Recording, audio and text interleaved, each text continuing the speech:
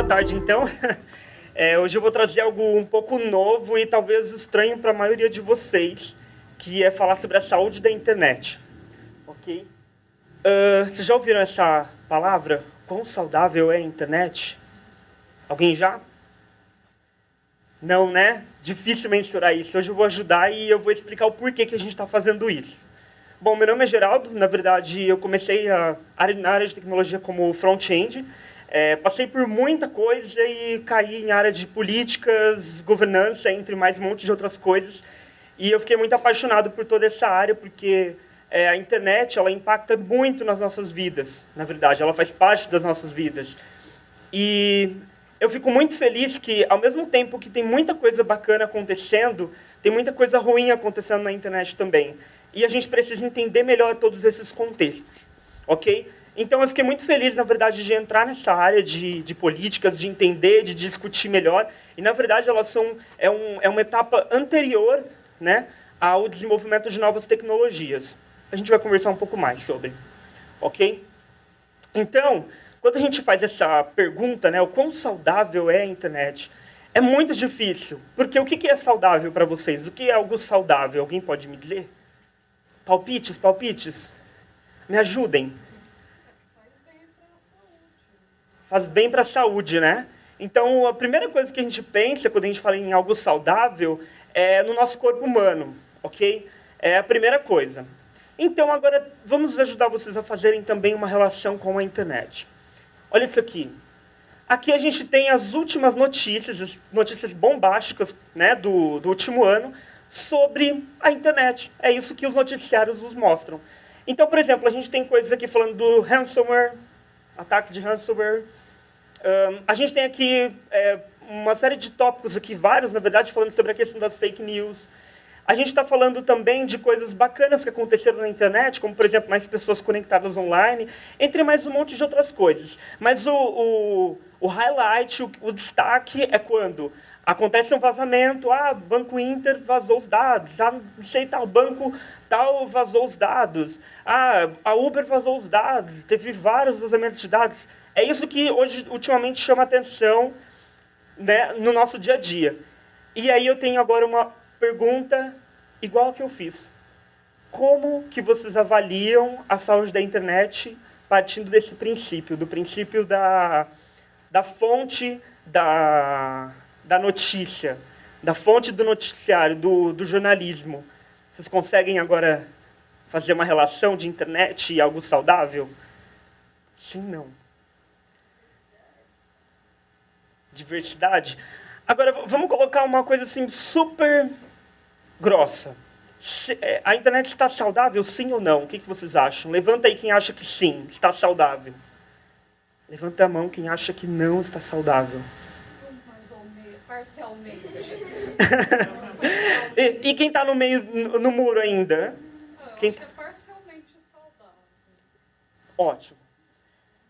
Então, quando a gente está falando de saúde da internet, quando a Mozilla começou a falar sobre a saúde da internet, foi algo muito legal, porque assim, a gente não sabia como mensurar, como começar a dizer que a internet está saudável, que não está.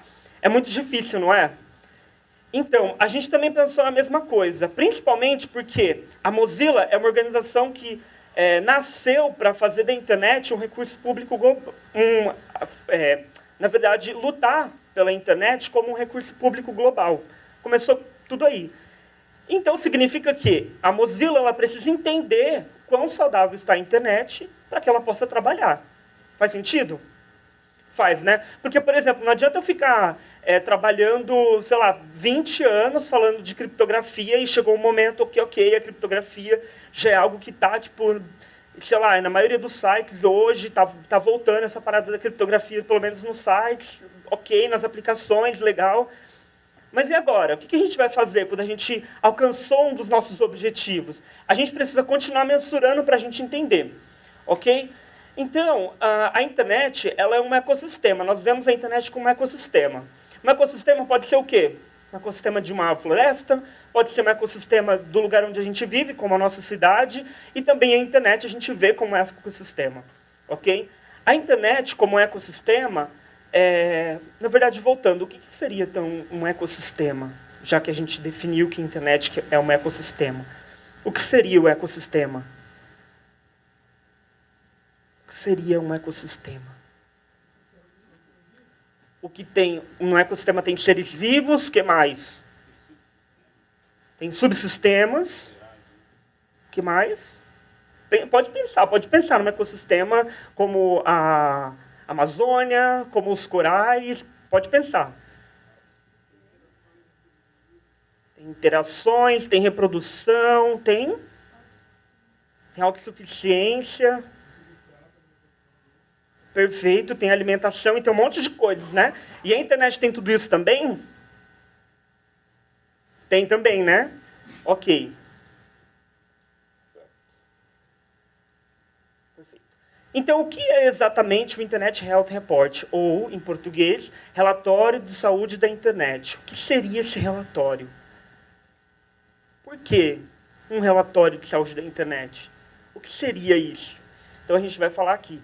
Então a Mozilla, buscando mensurar então a saúde da internet, ou seja, identificar quais são aquelas partes positivas e negativas da internet, ela criou então um relatório, ok? Chamado Relatório de Saúde da Internet. Primeiro, a gente já começa desenvolvendo ele abertamente, né? Então todo o código, né, ou melhor, toda a informação ela é abertamente licenciada e disponibilizada. Então a gente parte desse princípio.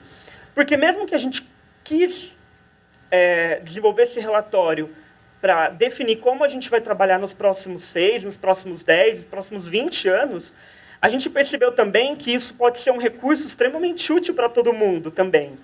Ok? Então a gente resolveu desenvolver esse relatório abertamente. E ele vem com a seguinte intenção: documentar primeiro, então, assim, coletar tudo que tem de informações na internet, fora da internet, informações que a galera fez pesquisas, institutos que fazem pesquisas em todo o mundo e levantam uma série de estatísticas e análise, e levanta histórias, enfim, a gente pegou tudo. A gente considerou tudo que a gente viu que pode ser extremamente relevante para um relatório e para a gente poder mensurar a saúde da internet. Então, a gente chegou então nesse relatório, ok? Ele é um relatório que ele é dividido em algumas partes e a gente também fez algumas coisas interessantes lá para engajar todo mundo nele. E aí eu vou explicar um pouco como funciona e também vou falar para vocês algumas coisas que a gente encontrou lá do ano passado. Então, esse relatório ele tem o foco em falar o que aconteceu com a internet no ano passado. Qual foi o estado de saúde da internet no ano passado. E a partir de agora a gente vai trabalhar desenvolvendo um relatório e coletando dados deste ano para fazer o relatório do próximo ano. Ok? Então vamos lá. O que tem no relatório? Então a gente tem pesquisa, a gente tem histórias, a gente tem comentários públicos de todo mundo e tudo isso, na verdade, faz parte do relatório. A gente também tem algumas pesquisas encomendadas e algumas parcerias que a gente fazem porque a gente entendeu que são extremamente relevantes. Então a gente fez parceria com aplicativos, a gente fez parceria com uma série de outras coisas e a gente trabalhou também com institutos de pesquisas para que eles facilitassem também todo esse processo de pesquisa, de análise. E aí ficou uma coisa super interessante, um relatório longo, só que a gente dividiu em algumas partes, para que vocês possam entender. Ok? Então, a gente dividiu esse relatório em 5 partes, tá bom? Então, elas são privacidade e segurança. O que significa isso? Para que a gente possa usar um ecossistema, fazer parte de um ecossistema, esse ecossistema ele precisa ser seguro.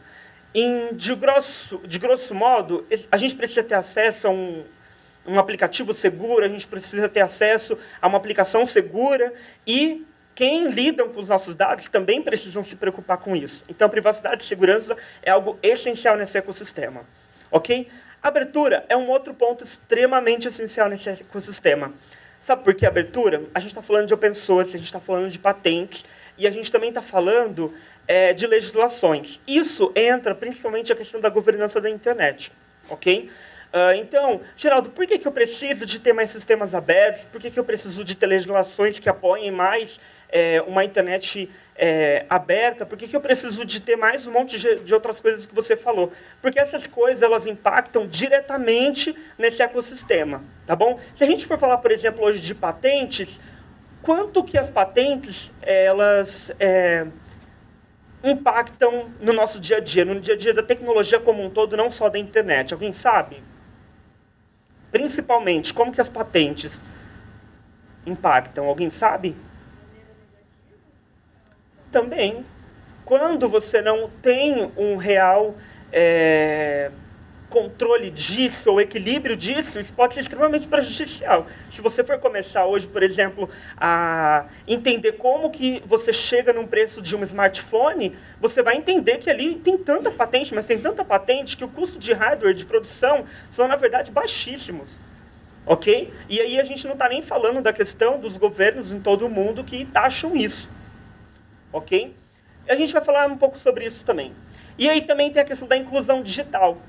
Não adianta a gente ter um ecossistema fechado, um ecossistema de privilégios. Ou seja, quem mora em grandes cidades tem acesso a esse ecossistema. Quem mora em pequenas cidades não tem acesso a esse ecossistema porque não é interessante.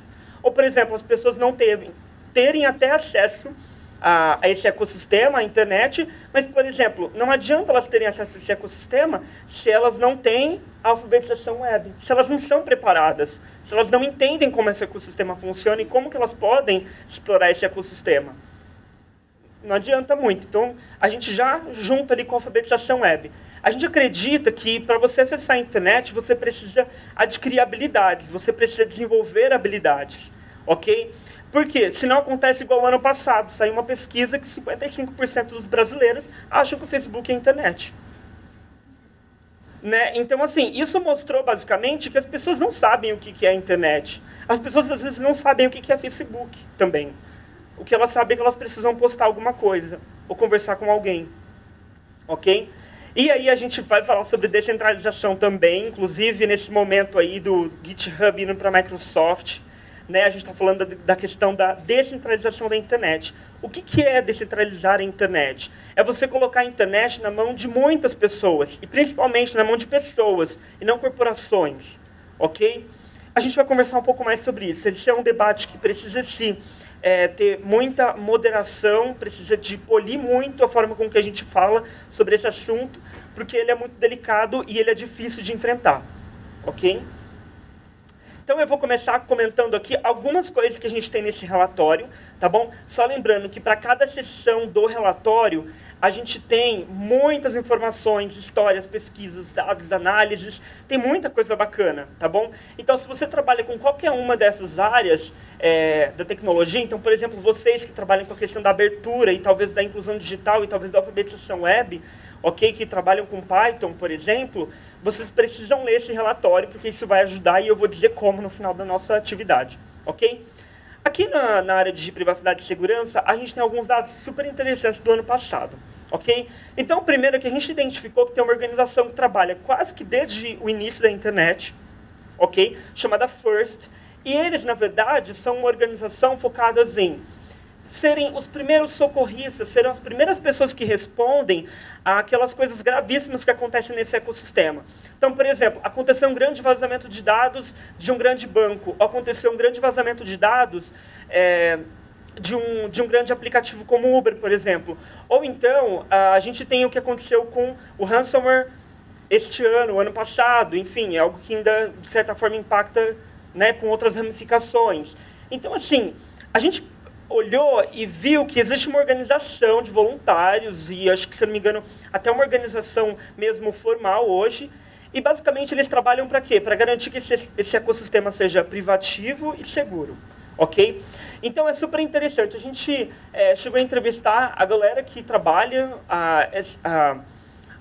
na verdade anterior, que foi chairwoman dessa organização, e a gente entendeu que basicamente eles são uma ferramenta extremamente essencial na internet, são sem fins lucrativos, e eles trabalham com fellowship, eles oferecem orientação, e principalmente eles são aqueles primeiros que aparecem quando alguma coisa acontece de muito ruim na internet, com foco em privacidade e segurança, e a empresa está perdida, ela não sabe o que fazer.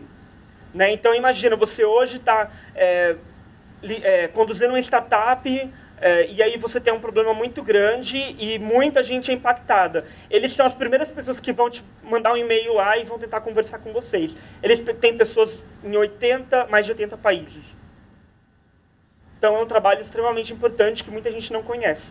E a gente identificou isso como algo extremamente positivo para esse ecossistema. Então, é algo muito positivo que nós temos hoje na internet.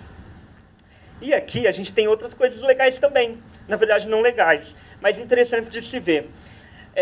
A gente tem isso aqui, são as 50 senhas mais utilizadas. 50 senhas mais utilizadas em todo o mundo, tá? Então, assim, o famoso 1, 2, 3, 4, 5, 6 realmente existe. Não é uma mentira, foi uma pesquisa do pessoal do WP Engine, tá bom? Então, por exemplo, a segunda senha, como, por exemplo, password, tá bom? E eu gostaria de fazer um comentário pessoal também com relação a isso. Eu, na verdade, trabalho até hoje, trabalhando com alfabetização web e com foco em ensinar o desenvolvimento web. Eu percebi que a galera também que eu dou aula, calmem que vocês vão ouvir, e é de verdade isso. A galera faz as senhas basicamente traduzindo isso aqui para o português. Então, senha, né? Então, assim, 1, 2, 3, 4, 5, 6, o início lá do teclado, o nome do tipo do teclado QWERTY, faz também. Eu vejo a galera fazendo tudo isso, inclusive, em português. Então, assim, é muito preocupante isso, né? Então, assim, se essas são assim, as mais utilizadas na internet, um ecossistema que tem um pouquinho menos de metade da população, significa que a gente pode acessar muita conta usando esse top 50 aqui. Pensem nisso, ok? Outro ponto aqui também que é extremamente impactante é, por exemplo, a questão do IoT chegando à realidade. Tá? Então, assim, lembrando que IoT são coisas incríveis, maravilhosas, mas a gente já identificou uma série de vazamentos e isso é um risco iminente, ok? Então, a gente tem coisas lá no relatório também sobre isso, uma análise enorme, na verdade, em destaque. Leiam o relatório. Bom, aqui a gente vai falar um pouco sobre abertura também. Novamente falando, a gente está falando de abertura desse ecossistema. Então, a gente está falando de open source, né? Então, a Mozilla, ela, de fato, ela incentiva a questão de você utilizar sistemas open source e de fomentar esse movimento também, que é muito importante. Vocês acham que eu preciso explicar o porquê que nós devemos ter mais aplicações open source? Por que é importante? Por questões de transparência, principalmente. A gente está falando de privacidade, de segurança de um ecossistema que envolve pessoas em todo o mundo. Tá? A gente precisa ser transparente. Como que a sua empresa, como que a sua organização, como que o seu aplicativo, como que a sua iniciativa está mostrando como eles estão lidando com seus dados. Hoje, amanhã, você pode ter uma vulnerabilidade. A galera pode contribuir com o teu código, a galera pode identificar onde tem o erro na tua aplicação. Ok? Então, muito mais por uma questão de transparência, ok? E a gente tem também a questão das patentes também, que são grandes bloqueadores, verdadeiros bloqueadores para a inovação também. Então, assim, muita coisa que a gente pode até querer desenvolver, a gente ou, quando a gente colocar isso, digamos, em produção, colocar isso na venda, a gente vai pagar valores enormes de royalties, entre várias outras coisas. A gente vai pagar muita patente, tá bom? Se você quiser hoje desenvolver uma série de coisas interessantes. Leiam um relatório, tem muita coisa interessante, inclusive sobre Open Hardware, que eu gosto bastante. E aí, a gente tem também aqui um destaque, né? Vamos tentar pensar aqui numa situação, tá? No Brasil que já aconteceu, mas vamos pensar ela de uma forma mais grossa. Pense que o governo brasileiro, ele basicamente bloqueia o WhatsApp, Telegram e ameaça falar o seguinte: amanhã a gente desabilita o Facebook também. E aí, alguém poderia me dizer como seria a notícia de amanhã? Qual seria o caos de amanhã?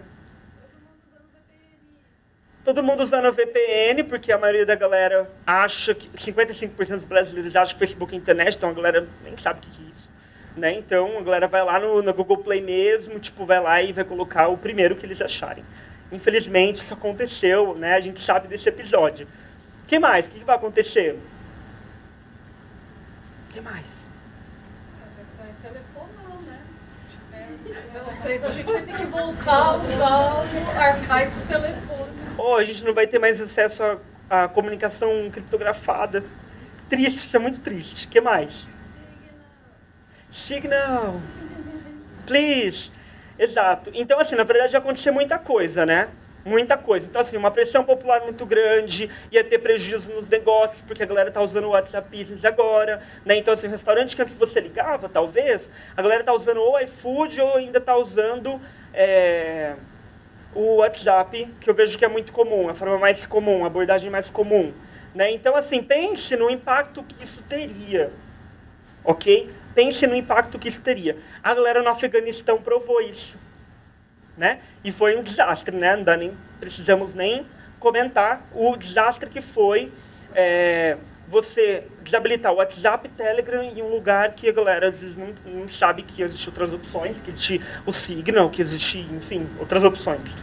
Ok? Então, assim, esse é um ponto muito bacana e vai ficar para vocês lerem. Ok? E aqui a gente também fez um painel mais geral com relação aos bloqueios de páginas, de todo tipo, bloqueios de conteúdos, de IPs, e etc, etc, etc. Tá bom? E a gente descobriu também quais são os motivos que os governos alegam.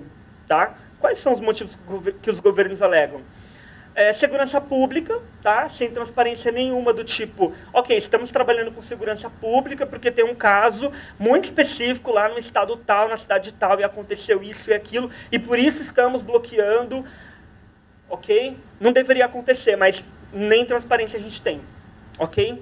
E aí tem uma outra coisa muito que vão chocar vocês. A questão escolar. Então, assim, é você bloquear a internet, bloquear a página, fazer a censura mesmo, para evitar que a galera do seu país visite conteúdos relacionados à ciência. Ok? Conteúdos relacionados do que acontece em outros países. Ok? É algumas das coisas que acontecem também. E aí tem uma série de coisas interessantes aqui também, ó, que não são nem um pouco transparentes.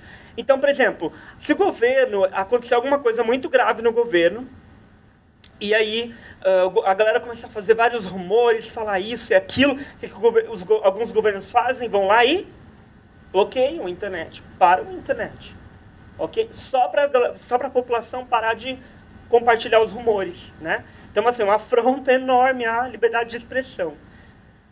Problemas técnicos também foi reportado.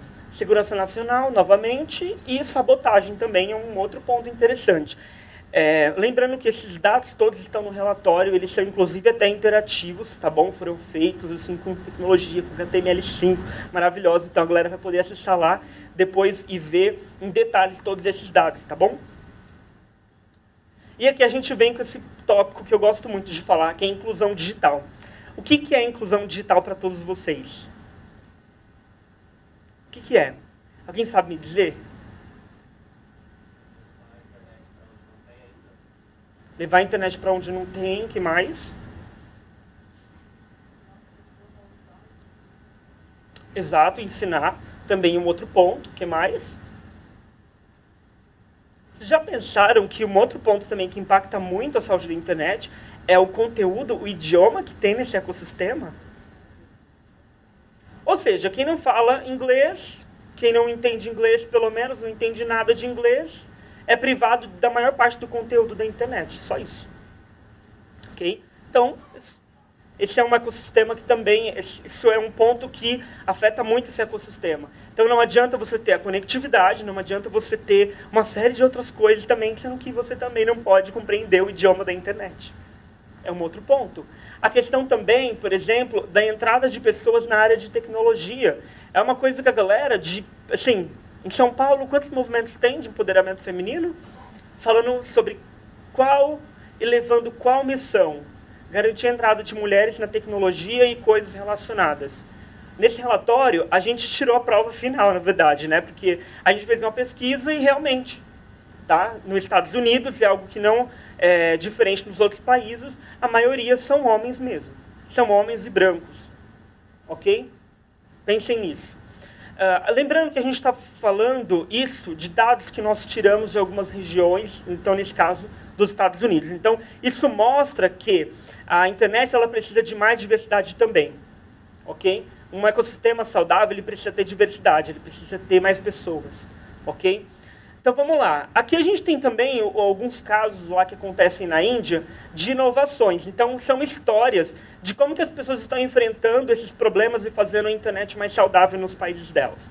Então a gente tem esse caso aqui, que inclusive foi premiado, tá, pela Mozilla, por um desafio que a Mozilla lançou. Teve até um caso brasileiro também que foi premiado. E basicamente, sabe qual que foi a inovação que ela trouxe para a Índia, no caso, de como levar internet para áreas rurais? Alguém sabe? Será que ela fez uma startup? Será que ela fez, sei lá, alguma coisa assim que custou milhões de reais, bilhões de reais? Não, sabe o que ela fez? Ela só falou o seguinte: não, calma aí. Por que a gente não usa a frequência que não é utilizada, por exemplo, para a TV? Para a gente poder levar a internet para esses países, para essas regiões rurais. Então, assim, às vezes só a inovação, ela não é necessariamente você ter bilhões e você precisar de investir, sei lá, tipo 12 meses para trabalhar com uma tecnologia. Não, não precisa. É você trazer novas abordagens para resolver um problema. Então, por exemplo, na África, a gente tem alguns lugares que também estão resolvendo a questão do acesso. Então, a gente tem alguns casos em que a propaganda é exibida e você precisa assistir a propaganda para você ter acesso à internet. Então, você ganha uns créditos para ter acesso à internet. Em outros lugares, os governos vão lá e patrocinam, já que a população não pode custear isso. E também tem algumas coisas extremamente inovadoras. Então, por exemplo, tem uma região da África também que, se você coleta todo o seu lixo reciclável, você vai lá e você pode trocar por internet. O lixo reciclável por internet. É um outro ponto. Ok? E aí a gente também está falando sobre a questão do acesso à internet e da velocidade dela. Então você tem acesso, mas a velocidade ela não é boa. Isso também é algo muito ruim, tá? Principalmente porque a gente tem uma série de conteúdos na internet, conteúdos assim mais simples, como por exemplo, de texto, imagem, vídeo, que podem não funcionar. Ou, por exemplo, de experiências extremamente novas que a gente está trazendo agora para a web, que inclusive a Mozilla está fazendo um esforço com várias organizações para trazer a realidade virtual para a web.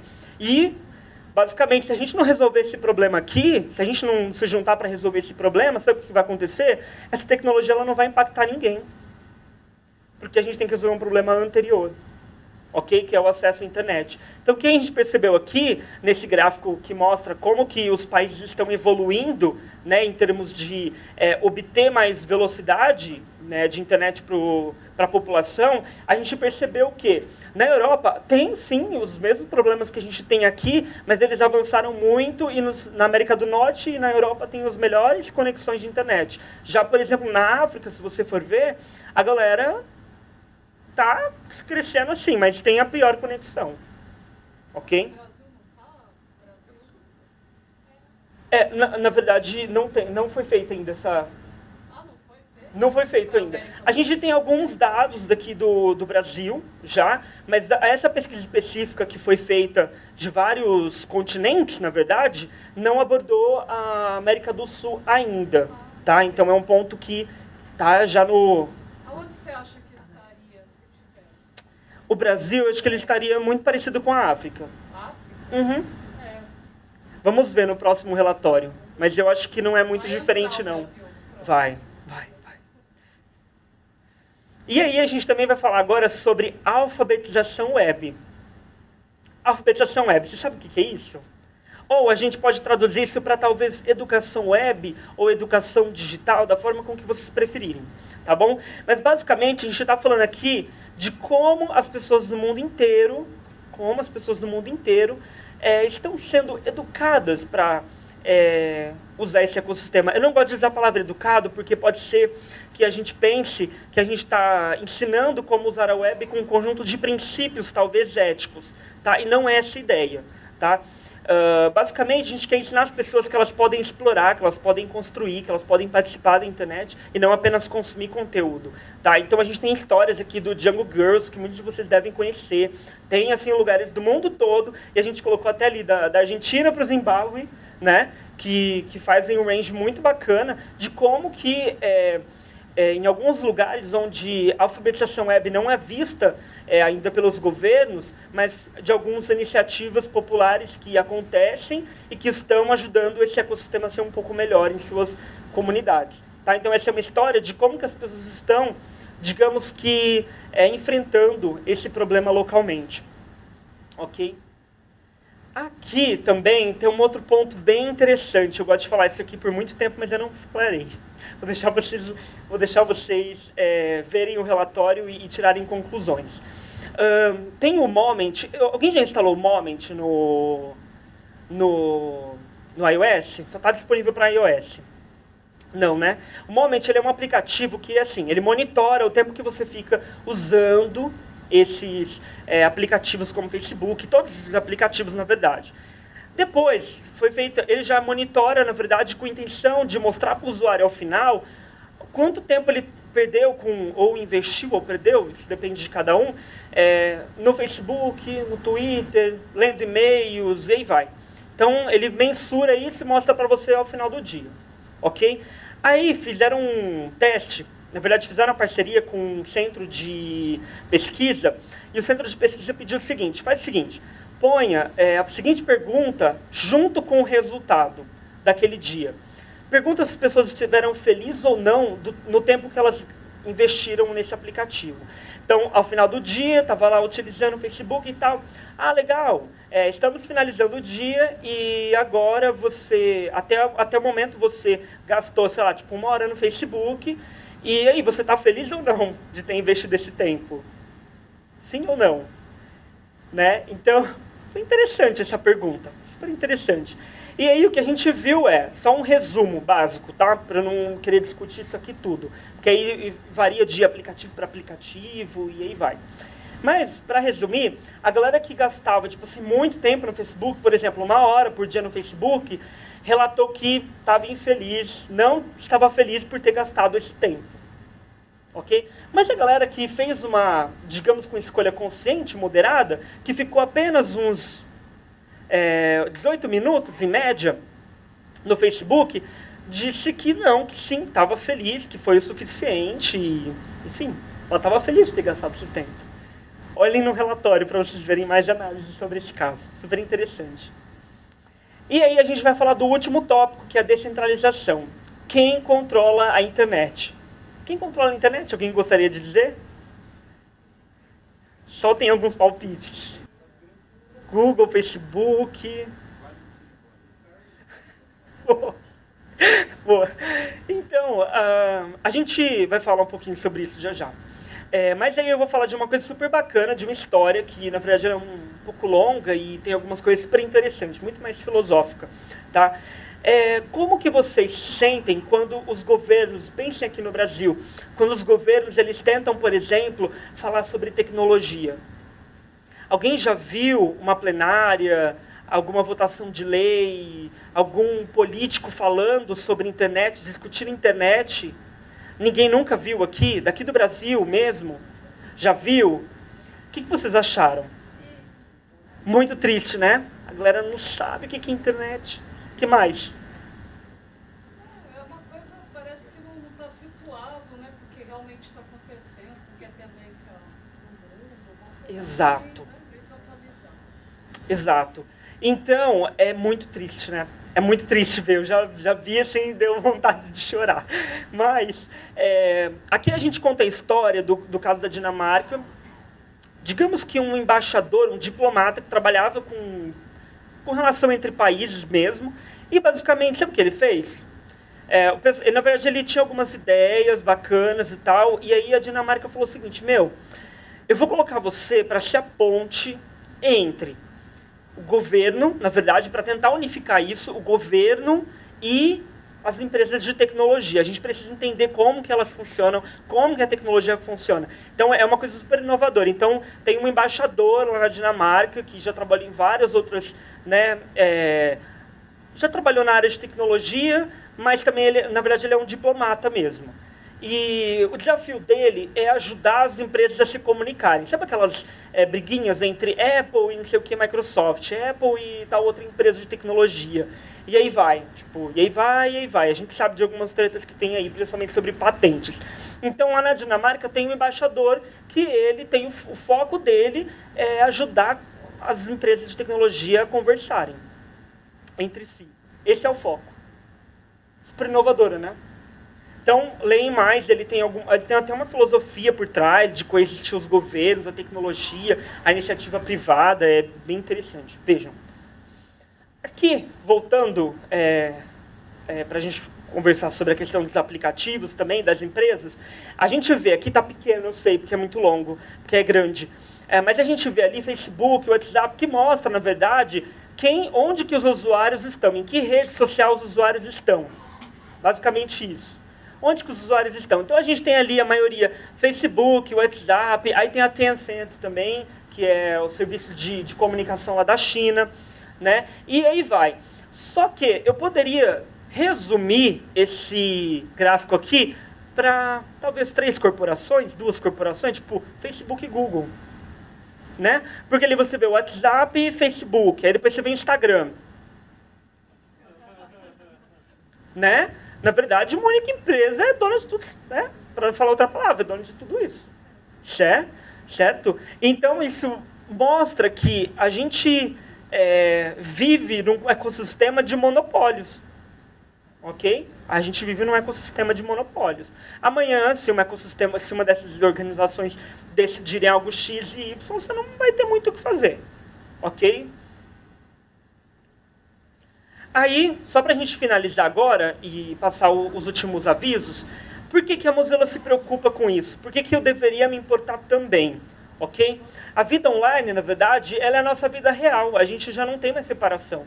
Se a gente anteriormente organizava um protesto, uma manifestação, ou se manifestava, falava abertamente sobre vários assuntos, a internet ela é mais uma ferramenta agora da gente fazer isso, e principal.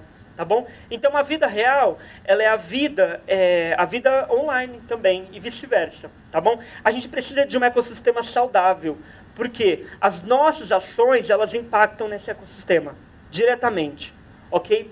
Então, se a gente não tem boas legislações, se a gente também não cuida da nossa privacidade, da nossa segurança, todo esse ecossistema ele é impactado.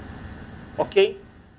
E a gente pode tornar a internet mais saudável. Tá? Existe muita coisa que a gente pode fazer. Então, principalmente a galera aqui, que eu acredito que esteja estudando, que são desenvolvedores, a gente pode fazer muita coisa, tá bom? A gente pode fazer muita coisa mesmo.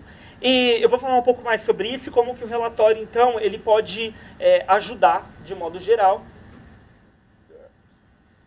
Como que você pode ajudar a tornar esse ecossistema mais saudável a partir de agora.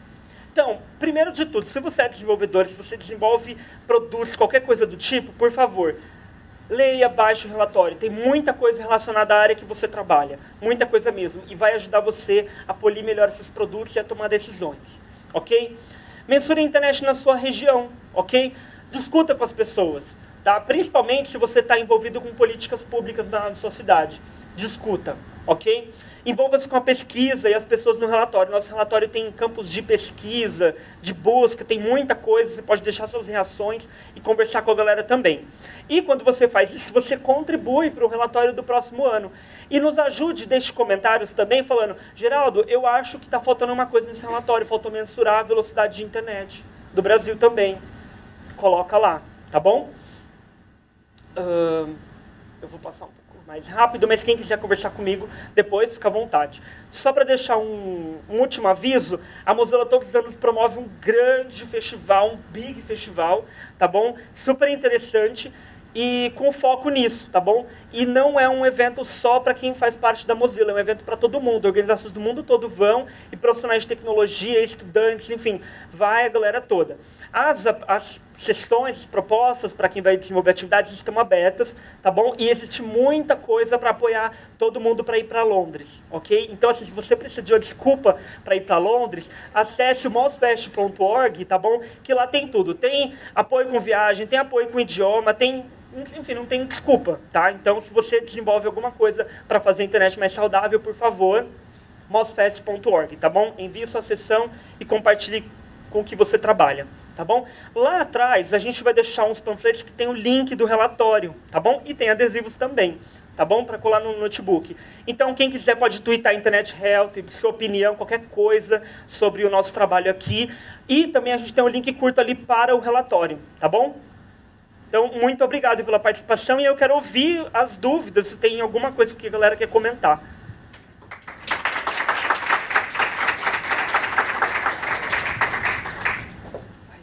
Muito obrigado.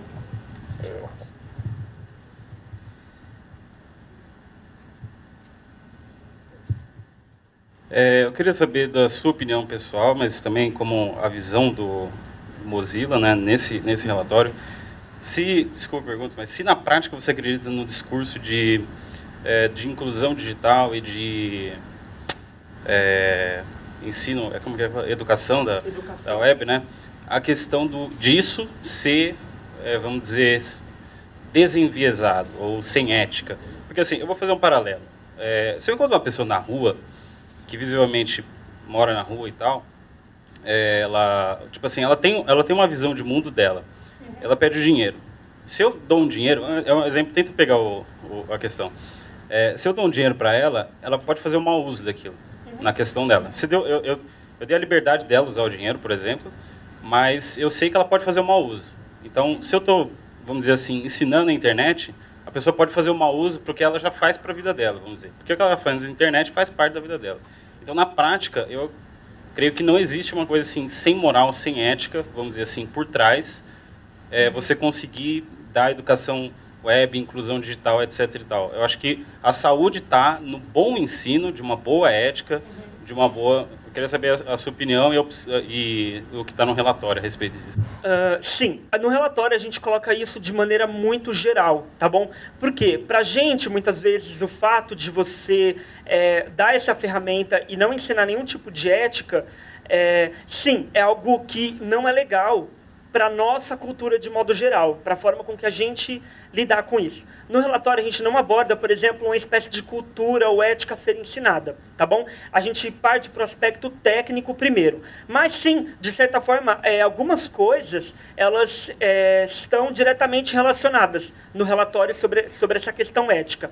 Quando eu falei da questão de não ter o foco, né, ou não ensinar a parte ética, ou não falar o que é ético ou não no relatório, o que deve ser ético ou não e a ser ensinado, é porque hoje no Brasil, para a gente pode ter uma situação X, tá? Que a gente pode ensinar um aspecto ético X, mas, por exemplo, isso é uma coisa que a gente até, lá na Mozilla, percebeu ao longo do tempo. Mas, por exemplo, uma galera que mora na Índia é algo YZ, por exemplo.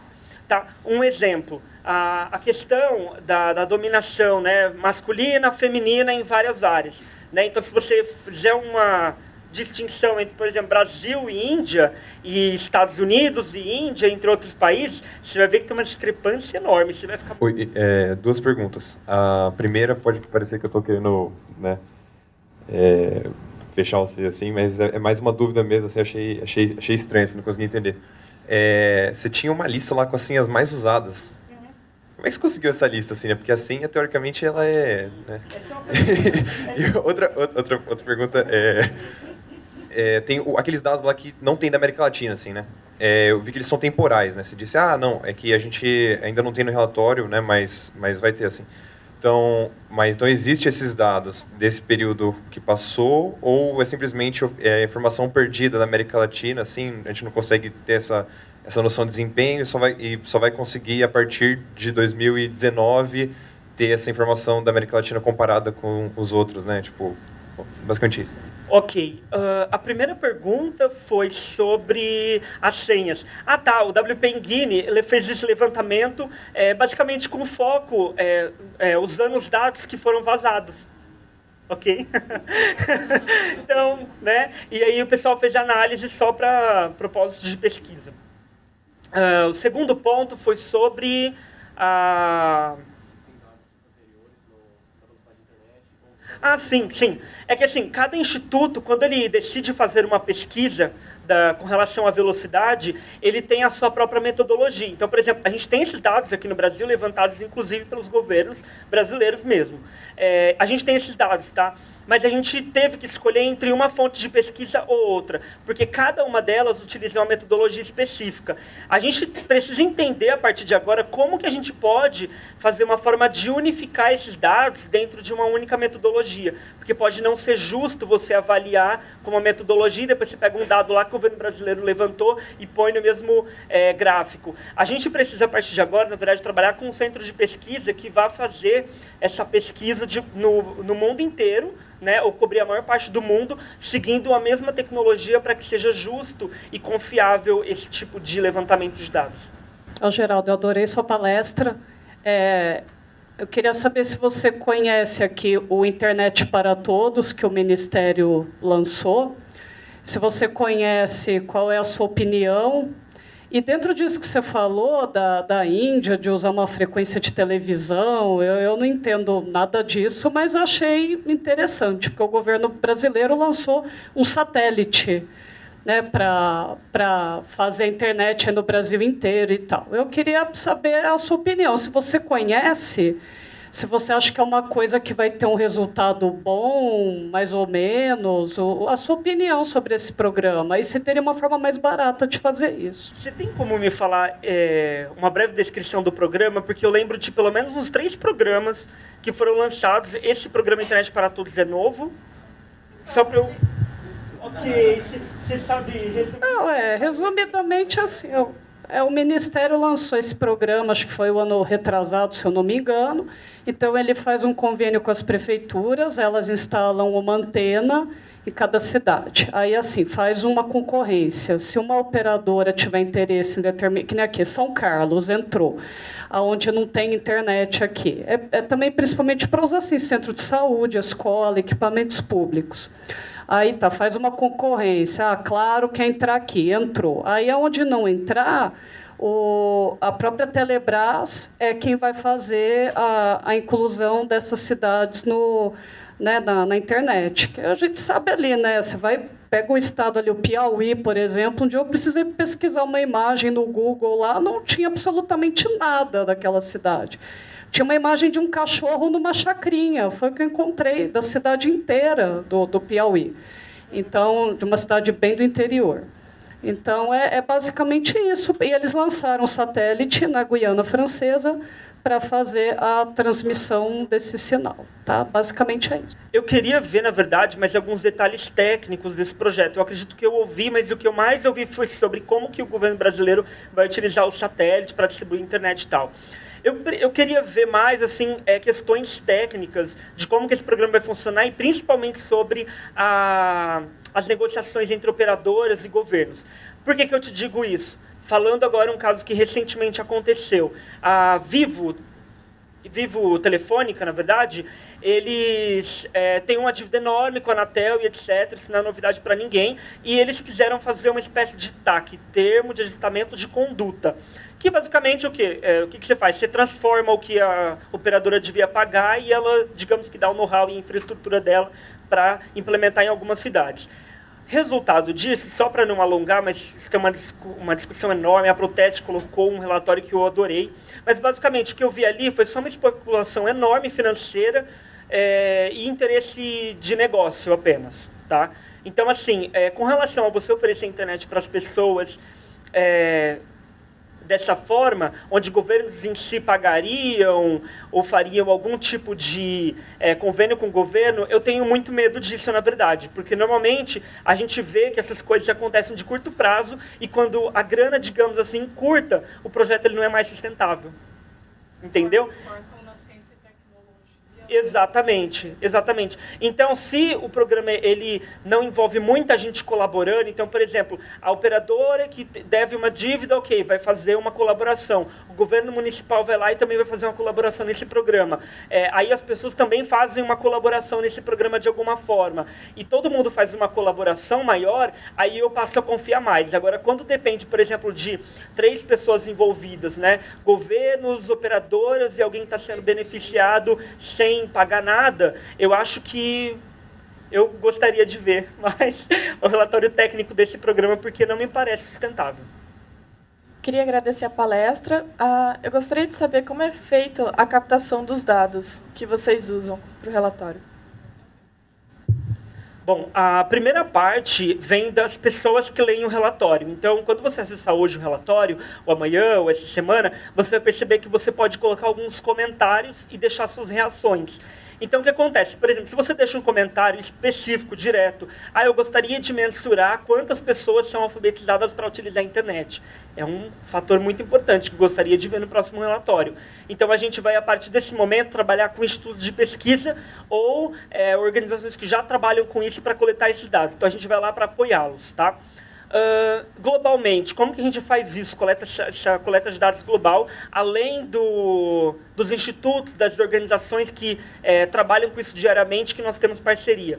A Mozilla também tem um programa de fellowships, eu não sei se vocês conhecem, mas tem uma série de fellowships de pessoas que trabalham, digamos que em nome da Mozilla, em vários países, que coletam essas informações junto ao governo, junto aos coletivos, que trabalham para uma internet melhor e trabalham nessa área. Então, é um dos pontos também. De outra forma também, a gente recebe muita informação, muita intenção de parceria para fazer pesquisas também. Então, tem esses fatores todos envolvidos também. Então, depende de você, do que você gosta de ver. Então, a gente vai partir desse princípio para procurar parceiros. Depende de parceiros, de pessoas que estão nos países que vão reportando esses dados. E, aos poucos, a gente vai tentando mensurar a saúde da internet. O relatório provavelmente aponta vários problemas que a gente tem na internet. Ele aponta soluções também, possíveis soluções, ou pessoas e organizações que estão fazendo algo para ajudar a saúde da internet a melhorar? E só mais uma pergunta. E qual é a licença que vocês estão abrindo isso aí, essas informações que vocês estão gerando, com que licença que vocês estão distribuindo isso? Tá. A licença, já respondendo, ele é abertamente licenciado, então você pode utilizar um Creative Commons, você só precisa de citar a Mozilla, só isso, mas você pode utilizar o relatório para diversas coisas. No relatório a gente tem vários tipos de... A informação, né, que é muito difícil, mas a informação ela é organizada de várias formas. Então a gente tem dados estatísticos, ok? Onde a gente vai ter gráficos, visualizações, etc. A gente tem histórias, ok? E a gente tem também alguns outros elementos lá no relatório que você vai poder ver também. Principalmente nas histórias, para cada issue dessa, para cada tópico-chave da internet que a gente falou, vão ter história de como isso pode ser desastroso, como que isso está sendo desastroso em alguns países, em algumas regiões, em alguns ecossistemas, e como que muitos deles ou outros participantes, pessoas que fazem parte desse movimento específico para cada tópico-chave, estão lidando, na verdade, para enfrentar esse problema. Então, por exemplo, no caso de alfabetização web, a gente viu o caso do Django Girls, que está fazendo esse tipo de trabalho, né? Então, assim, a gente identificou um problema, mas tem uma galera também desenvolvendo esse trabalho. A gente tem, por exemplo, na área de privacidade e segurança, muita coisa ruim mesmo. Mas a gente também tem uma parte muito boa que é relatada, que é o quanto de aplicativos open source nós temos focados em privacidade e segurança. São muitos, a gente tem muitas opções. Então a gente precisa de um trabalho que foque muito mais em alfabetizar essas pessoas para utilizar todos esses aplicativos, essas opções, terem opções. Né? Então, sim, o relatório ele mostra como que as pessoas estão enfrentando isso. Em algumas coisas, a gente tem um tipo de informação também chamada análise. Então, a análise ele não vai contar necessariamente uma história. Mas, por exemplo, tem uma lá que todos vocês vão querer ver, que fala sobre a questão da fake news. Então, nesse caso, a gente faz uma análise muito grande de tudo que a gente reuniu, né, como se fosse assim, uma redação de verdade, e a gente faz a nossa conclusão do que a gente acha que pode resolver esse problema. Por exemplo. Então, fake news é um que tem um destaque muito grande e é um tipo de análise que a gente faz, colocando o que está positivo, o que não está, e ainda faz uma proposta. A nossa ideia é que as pessoas elas não vejam a internet como um ecossistema perdido, primeiro, tá bom? E um ecossistema no sentido de que é tudo ruim, sabe? Não tem nada de bom nesse ecossistema, que coisa chata, sabe? E não é a nossa ideia. A nossa ideia, na verdade, é entender como que as pessoas estão enfrentando esses problemas para que a gente possa melhorar esse ecossistema. Em resumo, a gente diz que a gente quer entender onde que a internet está muito forte, ela precisa continuar sendo fortalecida, onde ela está mais ou menos e a gente precisa inovar para fortalecer isso, e onde está ruim para a gente poder também fortalecer.